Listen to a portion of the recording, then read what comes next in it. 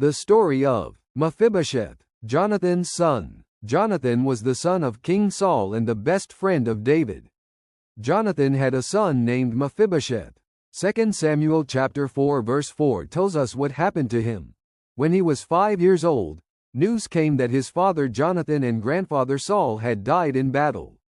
His nurse picked him up and fled in fear, but during the escape, the child fell and became lame in both feet. David shows kindness to Mephibosheth. Years later, when David became king, he remembered his covenant of friendship with Jonathan. 2 Samuel chapter 9 verses 1 to 13 David asked, "Is there anyone still left of the house of Saul to whom I can show kindness for Jonathan's sake?" Ziba, a servant of Saul's household, told him about Mephibosheth, who was living in Lo-debar, crippled in both feet.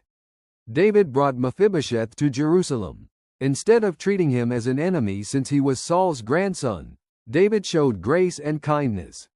He restored to Mephibosheth all the lands that once belonged to Saul. He gave him servants to work the land. Most importantly, David said Mephibosheth would always eat at the king's table like one of the king's own sons. Lessons from Mephibosheth's story. God's covenant faithfulness. Just as David kept his promise to Jonathan, God keeps his promises to us. Grace and mercy. David showed kindness not because Mephibosheth earned it, but for Jonathan's sake.